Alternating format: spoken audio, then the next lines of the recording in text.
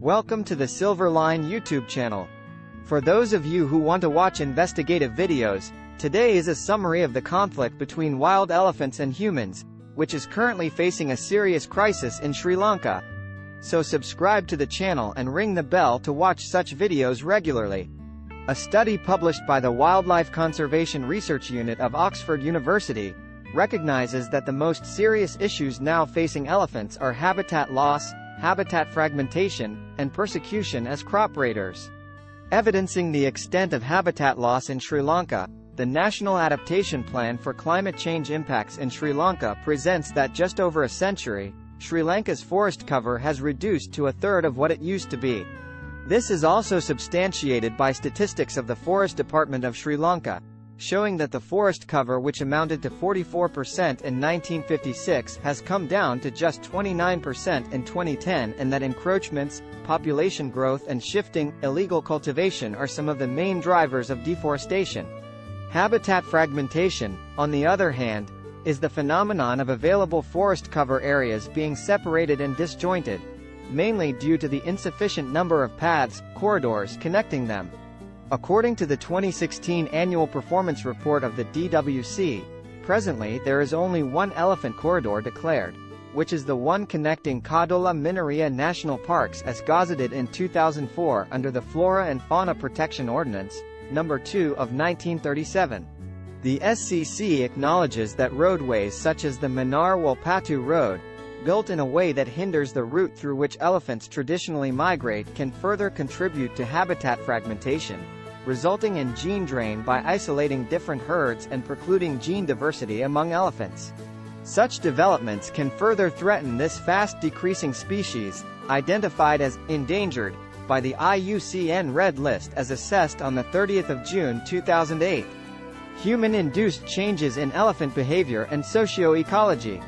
As elephants are displaced into resource-poor habitats and out of their usual home ranges, due to human settlements, they begin to depend on crop raiding for survival.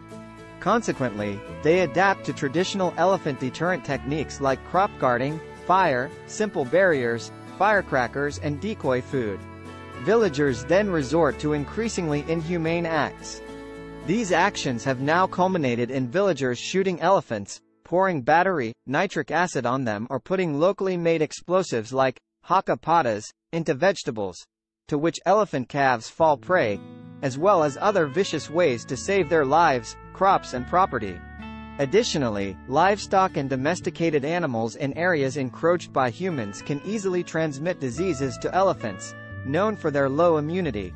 Moreover, the increased breeding of cattle and buffaloes that graze on all ground-level grass in the vicinity can cause food shortages for elephants, as well as water shortages in drought periods that are common in the eastern and northern areas of the island, increasing the frequency of crop raiding by elephants.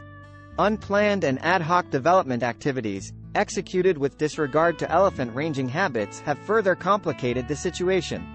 In the absence of a comprehensive waste management policy in Sri Lanka, dumping garbage in wildlife sites has led to elephants consuming polythene in their quest for food, as well as contracting diseases through exposure to waste, such as incidents reported in Dambola and Digapathana areas. Similarly, feeding elephants along roads, like the Batala Kataragama Road and in Kittalkote, results in elephants becoming familiarized with the taste of food that are not naturally consumed by them, and to which their bodies aren't adapted. As a consequence, elephants begin coming into villages seeking similar food, and sadly, risk the deterioration of their health by consuming such food over time.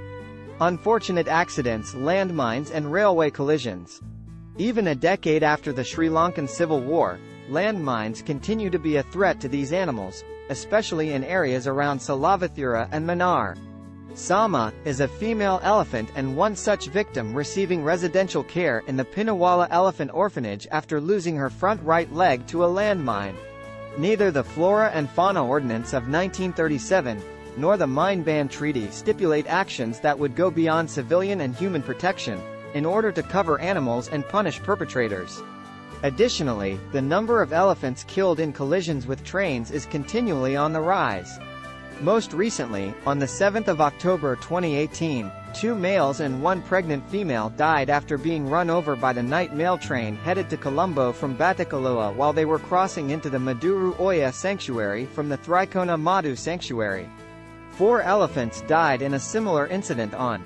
I will say goodbye to you in the hope of seeing you again in an investigative video. Remember to subscribe to the channel. Have a nice day.